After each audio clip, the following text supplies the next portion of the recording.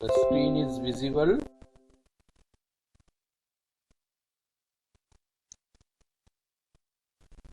Hello. Yes, sir. Yes, Yes, sir. Yes, sir. Okay.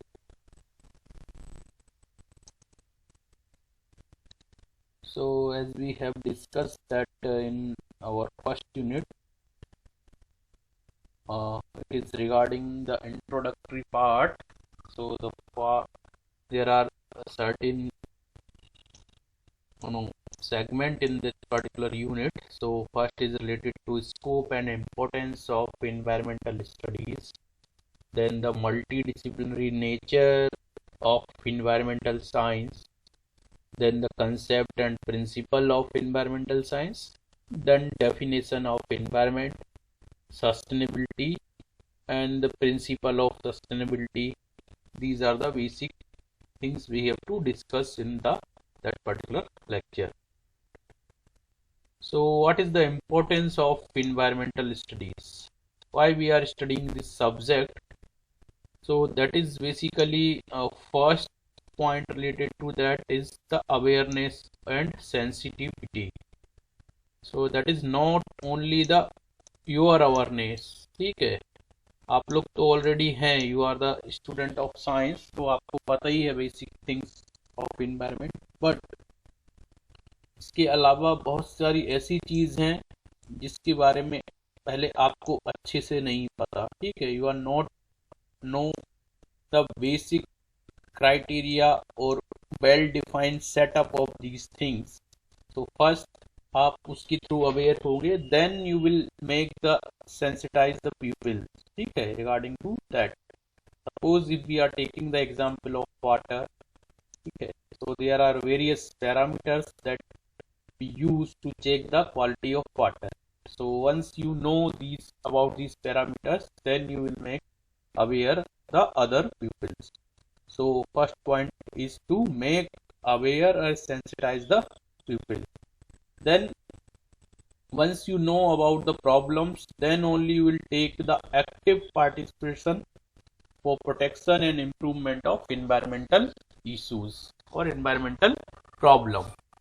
Apart from that, you may also identify and development of the solutions to the environmental problems.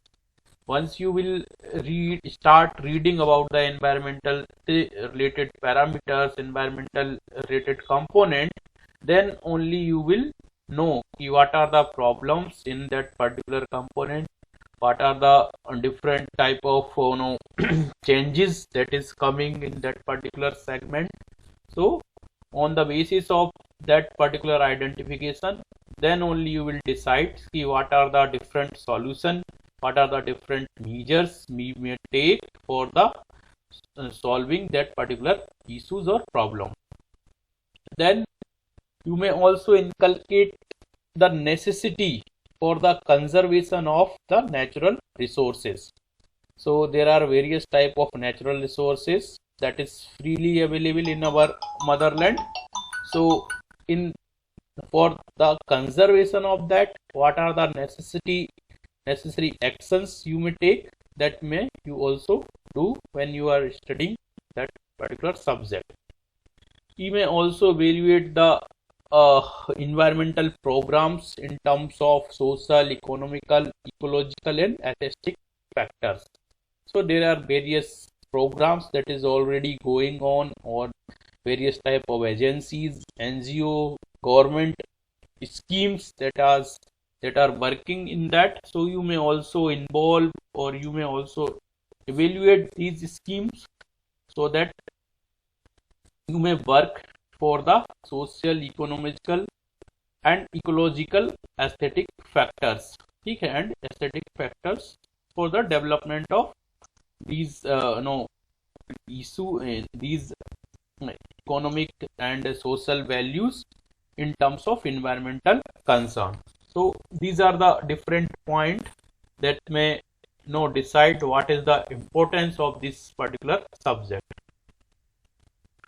The next thing is that you may also preserve the quality and the integrity of our environment, and you may also create awareness that can help to recognize the current and future threats. ठीक है, there are various problems that is no currently present for the environmental degradation, but in futures there are certain threats they are also going to happen. So you may also make aware the people these things about these things कि भाई ये कर रहे हो तो अभी तो कुछ नहीं है, बट इन कमिंग फ्यूचर में ये चीजें हो सकती है. ठीक है. सो ये कोट है, our life supporting environment and various environmental problems are highly complex and require interdisciplinary effort to understand them. Environmental science therefore integrate approaches of various academic disciplines to fulfill these objectives. तो इसमें जितने भी under graduate students हैं उनको ये subject दिया गया है. सो ये बोलता है कि it is not a single no deal of single science और सिंगल नो subject. ठीक है, we have to make together effort, we have to take efforts collectively for solving the different environmental issues or problems. So that's why there is a need of interdisciplinary effort to understand the different complex phenomena, different issues, and sort out these issues. So this is the basic importance of this particular subject. So अब ये कहाँ से चालू हुआ, environmental studies, environmental science, ये सब चीजें कब स्टार्ट हुई? So 1960 तक जो था that is the इतना कंसर्न नहीं था environmental aspects पे, इतना लोगों का towards inclinedness नहीं थी, because that time जो था काफी कुछ चीजें इंडस्ट्रियलाइजेशन का दौर था, काफी चीजें नॉर्मल चल रही थी, लोग बेसिकली कैपिटलिज्म पूरा इंडस्ट्रियलाइजेशन की तरफ इंक्लाइंड थे. So some of the scientist they are working कि इसका आउटकम्स क्या होगा, इतना भारी भरकम इंडस्ट्रियलाइजेशन, ग्रीन रेवोल्यूशन, ये सब चीजें हो रही हैं, but what are the outcomes of these? So first time there is a lady that is known as Rachel Carlson. She is the author of that particular book Silent Spring. ठीक है, ये एक बुक आई Silent Spring करके, Rachel Carlson ने लिखी थी. She played a crucial role in the process. और उसके बाद जो इन्वायरमेंटलिज्म का जो एक मूवमेंट चला, तब से ये स्टार्ट हुआ. ये बुक बेसिकली लिखी गई थी the indiscriminate use of agrochemicals, the pesticides that are use during that particular era, है ना. वहां पे उस time huge amount of pesticides use हुए for the development of agricultural practices. ठीक है, and there was era of green revolution. So उस time क्या हो रहा था, बहुत सारे जो वर्ड्स थे, स्पेशली स्पायरो, है ना, वहां पे जब वो ग्रेन्स को खाती थी जिसमें पेस्टिसाइड स्प्रे किए हुए हैं, सो उनका जो एग का हैचिंग है वो नहीं हो रहा था. जो एग होता था कैल्शियम कार्बोनेट का, उसमें जो वो सराउंडिंग्स होती है वो सही तरीके से बन नहीं रही थी, एग हैचिंग नहीं हो रही थी.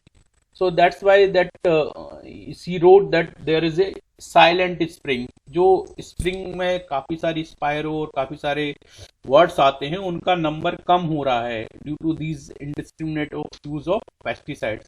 सो सबसे पहले ये book as a silent spring के टाइटल से आई. इसमें जो पेस्टिसाइड्स थी, इसके जो इल इफेक्ट्स थे उनके बारे में दिया, स्पेशली वर्ड्स के बारे में. सो दैट यहाँ से फिर थोड़ा सा कंसर्न लोगों में जागा.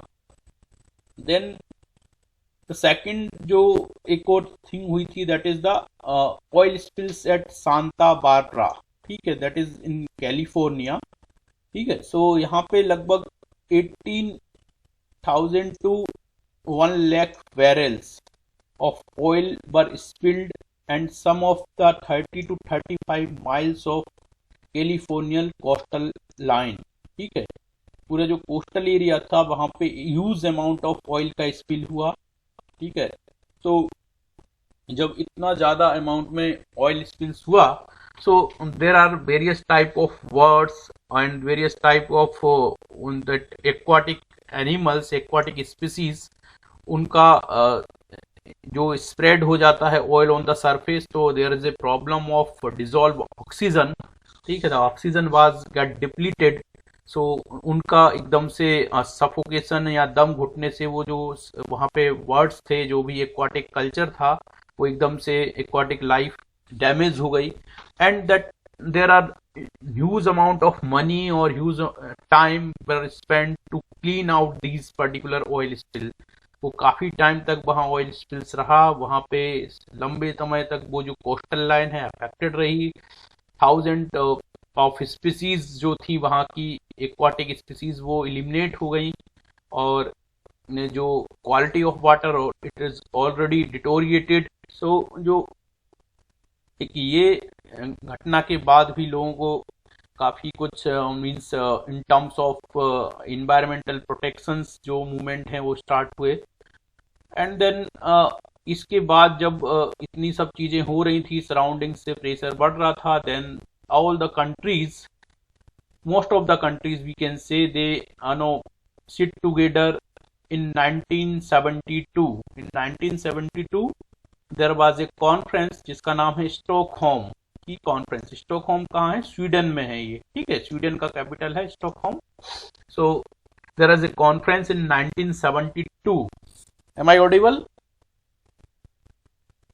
Yes, sir. Okay. Yes, sir.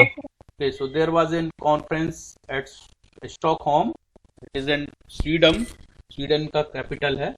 सो ये कॉन्फ्रेंस हुई जिसका नाम था United Nation conference of human and environment.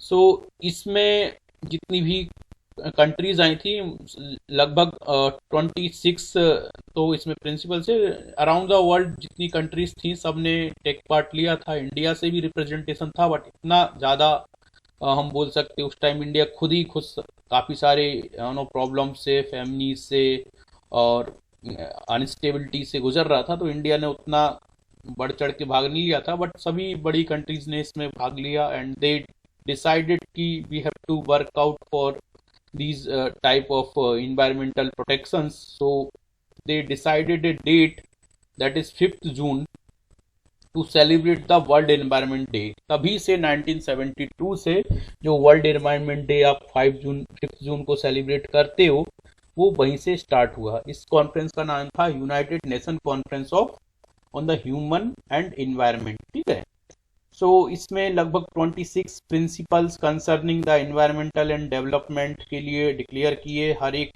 Countries थी, उनने साइन किए कि we are agree with these 26 principles and we will work for the environmental development. तो इसके बाद फिर कंटिन्यूसली डिफरेंट कंट्रीज हैं वो आपस में मिलती हैं और इन पे देखती हैं कि कहाँ तक ये जो 26 प्रिंसिपल्स पूरे हुए हैं, और भी what we can add as per the technology is developing, हम क्या क्या इसमें इंक्लूड कर सकते हैं। हर साल प्लान बनते हैं। So these are the world is working for the environmental concern by these type of conference और ट्रीटीज। सो हर साल, हर 5 साल में, हर 10 साल में वर्ल्ड लेवल पे होती हैं। देन उसके बाद एक और डिजास्टर हुई, that is the Chernobyl disaster. This is, दिस इज रिलेटेड टू द उस टाइम जो यूक्रेन था, अभी यूक्रेन पे काफी ज्यादा डिस्प्यूट चल रहा है, दैट उस टाइम ये सोवियत यूनियन जो हम बोलते रसिया, उसके ही अंडर आता था। ठीक है, यूक्रेन में there is a nuclear power plant.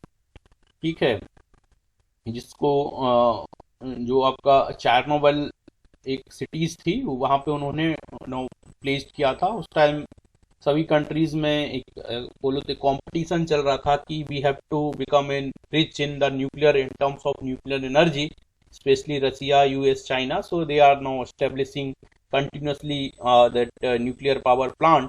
so in that particular location Ukraine, the Russia have established that particular nuclear power plant. तो वहाँ पे सडन एक एक्सीडेंट हुआ इन 25 और 26 ऑफ अप्रैल।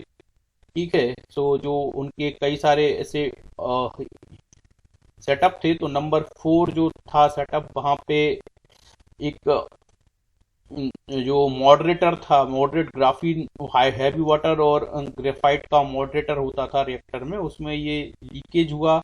सो जो रेडिएशंस थे वो सराउंडिंग्स में फैल गए।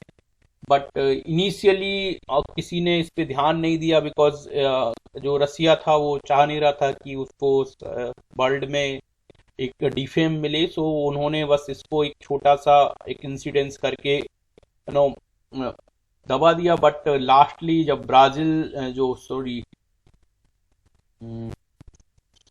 बेल्जियम में एक यूनिट ने जब इंटेंसिटी मेजर की कि सराउंडिंग्स में कहीं ना कहीं रेडियो एक्टिव जो है वो फ्रीक्वेंसीज ज़्यादा आ रही है एक सर्टेन लिमिट से, then they trace out and they find that there is an accident in Chernobyl nuclear power plant. And then उन्होंने फिर इसके ऊपर वर्कआउट चालू किया थ्रू आउट द वर्ल्ड।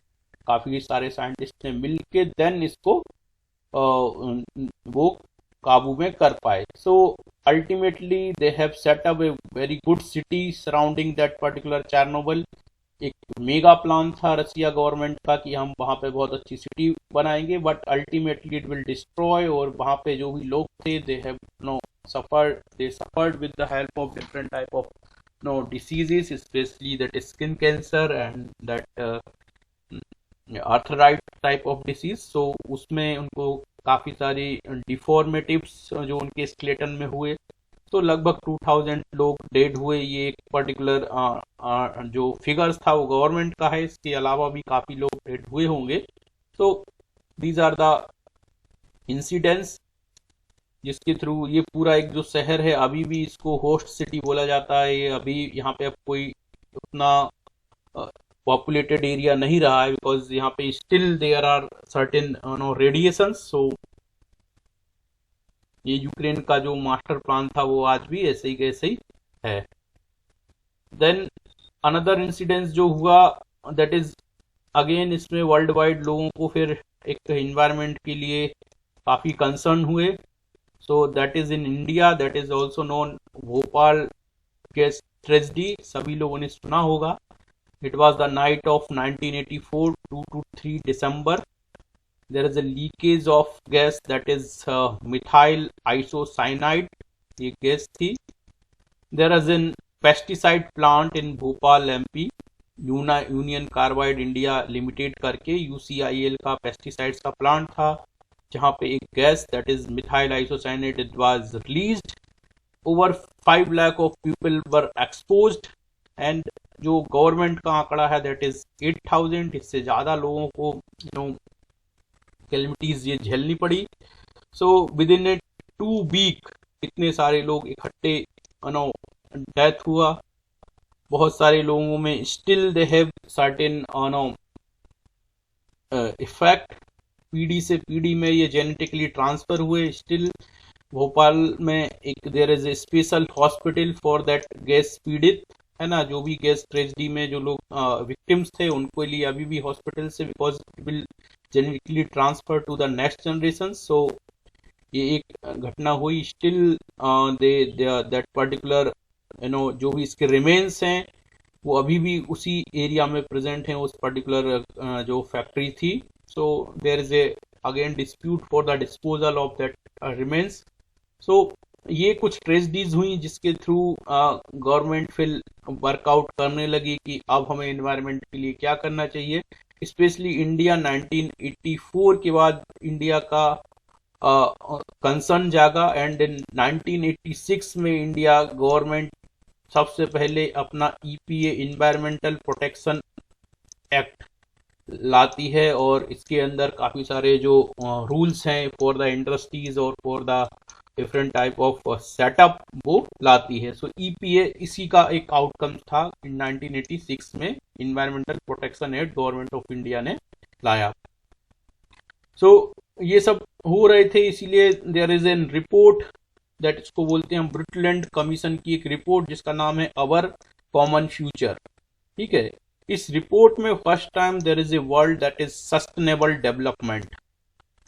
ठीक है, काफ़ी सब चीज़ें हो रही थी बैक टू बैक। सो एक रिपोर्ट गो ब्रुटलैंड कमीशन, ये एक इंडिपेंडेंट एजेंसी थी वर्ल्ड वाइड, दे पब्लिश्ड ए रिपोर्ट जिसमें इनने एक जिसका टाइटल था आवर कॉमन फ्यूचर, और उसमें सबसे पहले इन्होंने वर्ड यूज किया sustainable development. So they emphasize the need for the development process that take care the nature and the welfare of future generation। Development तो होना चाहिए बट हमें आज का और आने वाले फ्यूचर जनरेशन का ख्याल रख के ही डेवलपमेंट करना है। इसको उन्होंने सस्टेनेबल डेवलपमेंट के नाम से सबसे पहले एम्फसाइज किया, देन वर्ल्ड वाइड इसको एक्सेप्ट किया गया। सो ये क्वेश्चंस कभी कभी आता है कि वेयर दैट सस्टेनेबल डेवलपमेंट का वर्ड सबसे पहले किस रिपोर्ट्स में आया, तो that is the woodland commission की report, that is our common future.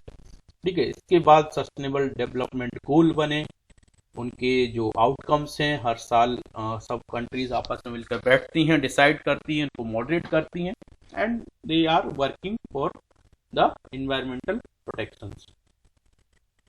Then उसके बाद एक और चीज आती है दैट इज एजेंडा 21। एजेंडा 21 इसको अर्थ समिट भी बोलते हैं, that is held at Rio de Janeiro, that is in Brazil, है ना, इन 1992। ठीक है, और एक इसके बाद होती है वर्ल्ड समिट, इसको बोला गया था रियो डी जेनेरियो को, that is the earth summit, and then the world summit that is on the sustainable development in Johannesburg.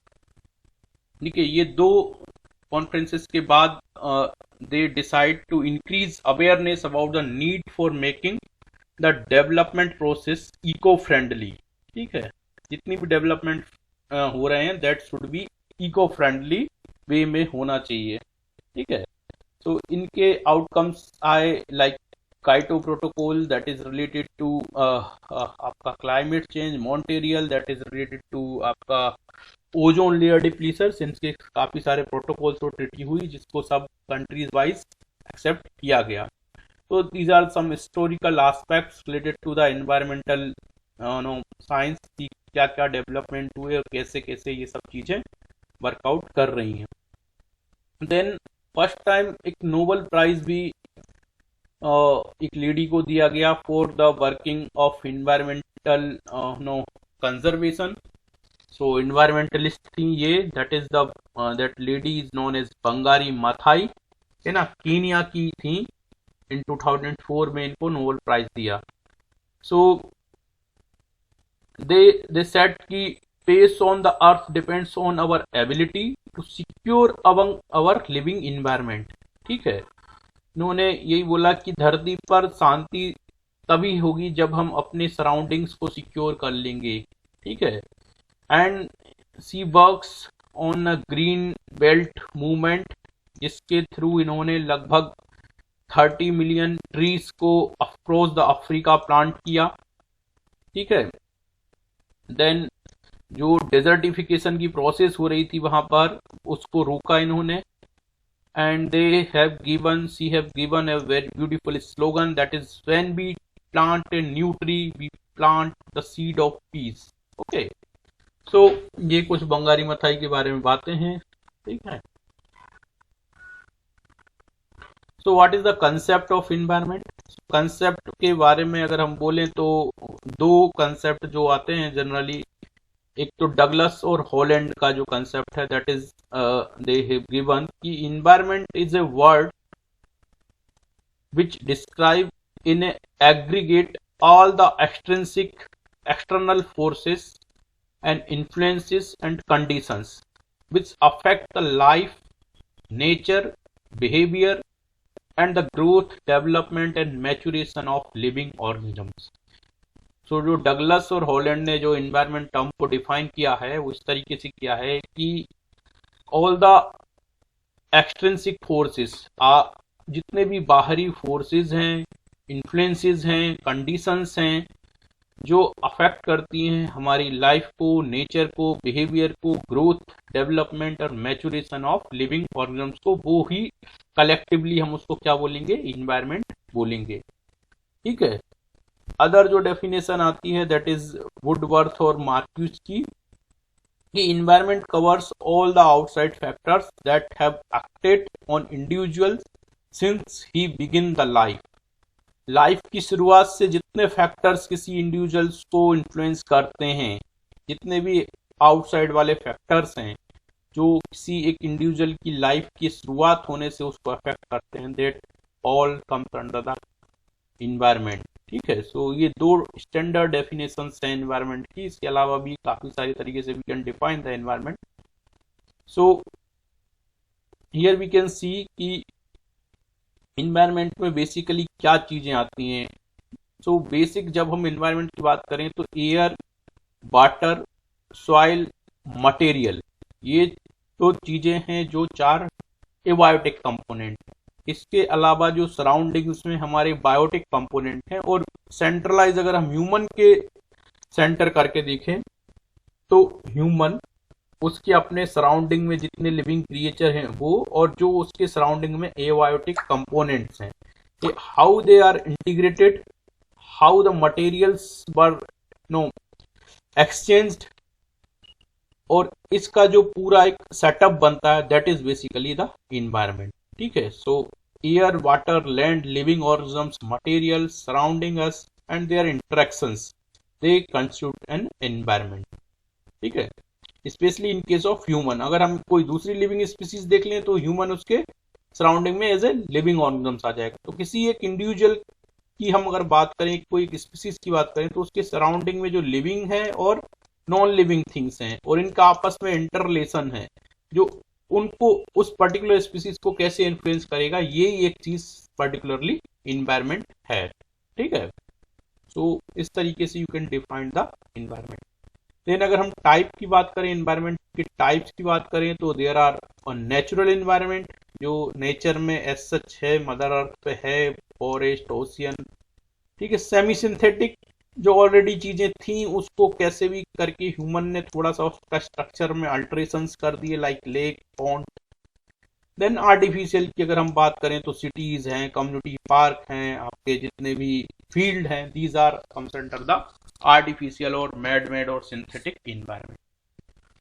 We can also classify the environment in various way, but जो basic classification है इसी तरीके से आएगा। So scope की बात करें, so scope there are two types of basically fields in case of environment study. One is monitoring, another one is the remediation. ठीक है, पहले हम मॉनिटर करते हैं कि क्या चीज कैसे चल रही है, क्या ज्यादा हो रहा है, क्या कम हो रहा है, किसमें डिटोरिएट हो रहा है, किसमें एनवायरनमेंट अच्छा हो रहा है। सो मॉनिटरिंग वाला एक एस्पेक्ट होता है, एंड देन द रेमिडिएशन, अगर प्रॉब्लम है तो हमें सॉल्यूशन ढूंढना पड़ेगा। सो बेसिकली दो ही एरिया हैं, उसके इर्द गिर्द ही पूरी कहानी घूमती है। So like in case of that environmental consultancies होती हैं, टॉक्सिकोलॉजिस्ट होते हैं, मैनेजर जितने भी इन्वायरमेंट कंजर्वेशन में वर्कआउट करते हैं, इंजीनियर्स जो different type of setup design करते हैं, कंजर्वेशन ऑफिसर्स, आप फॉरेस्ट रेंजर्स की बात कर सकते हैं, इसमें वेस्ट मैनेजर, इसमें सैनिटेशन ऑफिसर्स की बात कर सकते हैं। Then the scientist that work on the air and water quality management, public health parts practitioners रहेंगे। Then architecture, landscape designer, they also contribute in the environmental management, and urban planner, transport manager. So these are the people, and many more, they work for the environmental conservation. इसमें different type of policies maker भी आ जाएंगे, environmental lawyer भी आ जाएंगे, जो LLM environment में करते हैं, वो सब इन सब में आते हैं, जो वर्कआउट करते हैं for the solving any global or local issues that is related to the environment. So that's why we say that environment is a multidisciplinary approach, multidisciplinary field. So not a single subject, it is an integration of both science and social science. The scope of environmental study is extremely wide and covers some aspect of nearly every major discipline. ठीक है, चाहे आप science लो, चाहे arts लो, चाहे engineering लो, चाहे law लो, ठीक है, सबका कुछ ना कुछ सेगमेंट है that will work out for the environmental no solving the environmental issues. So we can say here in case of environmental science, now if we talk about the life science subject like zoologist हैं, जो botanist हैं, physiological studies करते हैं, biochemistry, microbiology, they work on the understanding the species, its habitat, its nature, its role in the use of natural resources, degrading of pollutant. तो ये सब life science की under आ जाएगा. देन मैथमेटिक्स और computer science वाले they workout for developing of certain software for the modeling and that determining the effect of certain pollutant and their fate in the environment. Then management people works in that awareness program, policy making, educating the peoples, different type of understanding the flow speeds related to the different flows first, how they are describing the environment and different type of ecological concept.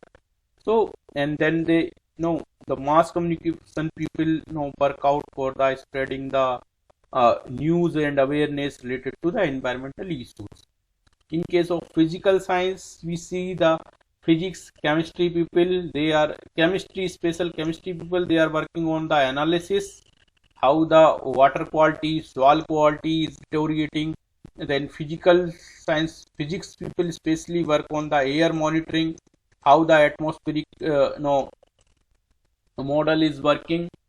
ठीक है. Then geological science and statistical geological science working on the how the earth and its layer and how the groundwater hydrological status of groundwater.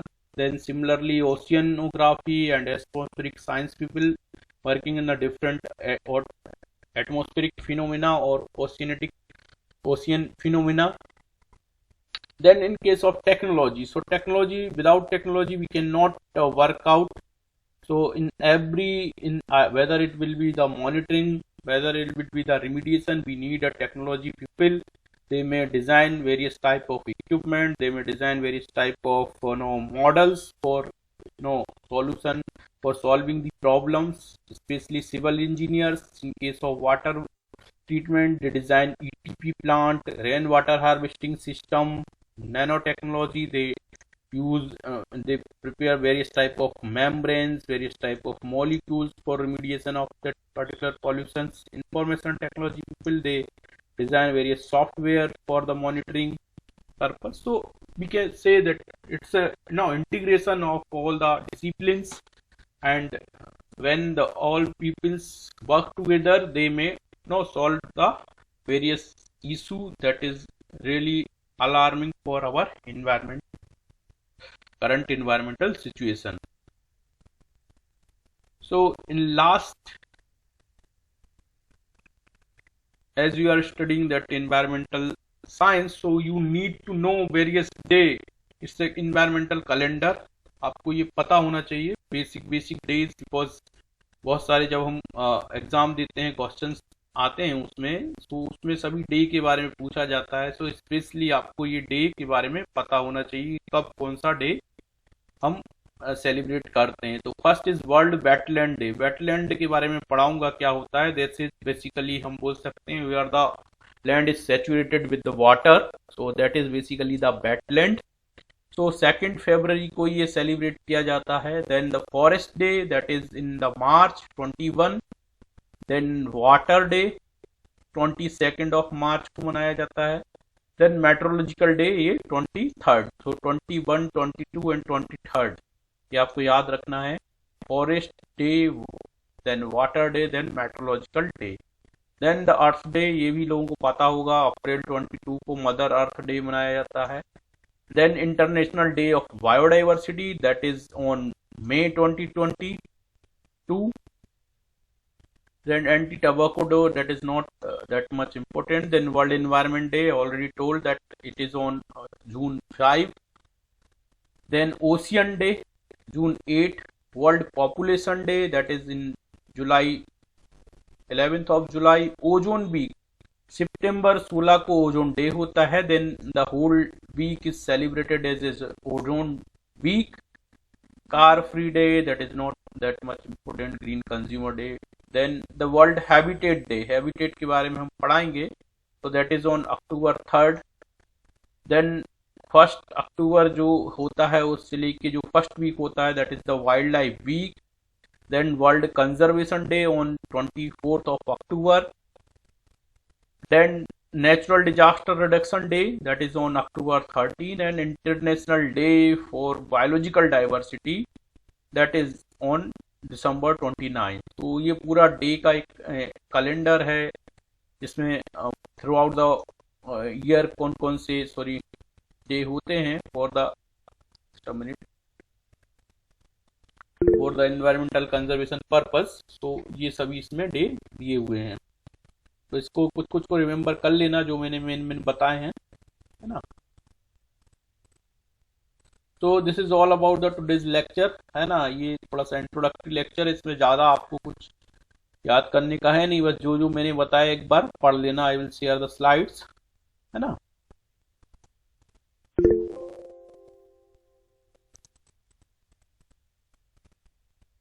हाँ जी,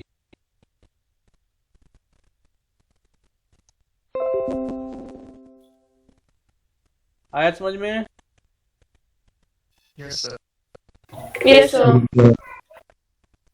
Yes, sir. अच्छा, अब एक काम करो, जितने बच्चे आए हैं they have to mark their attendance in comment box में, अपना प्रेजेंट लिख दो, है ना.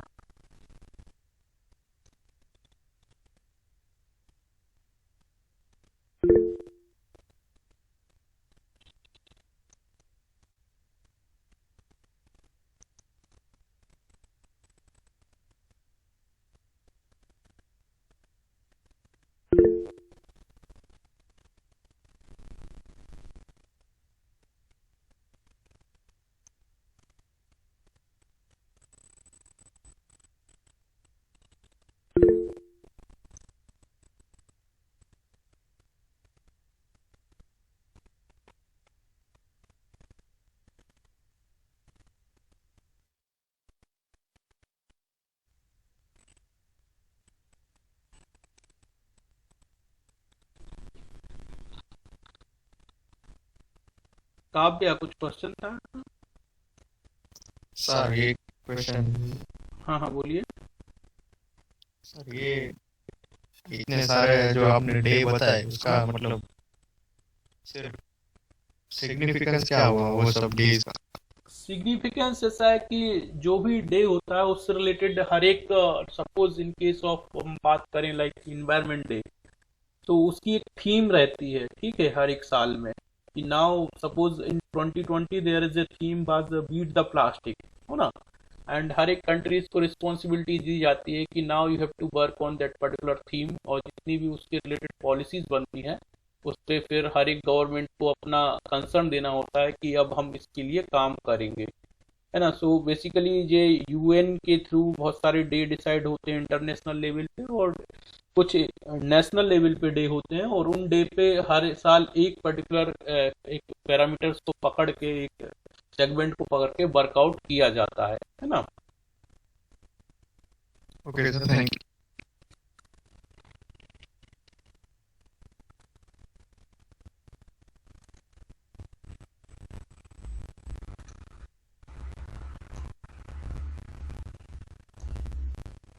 ओके देन, ठीक है.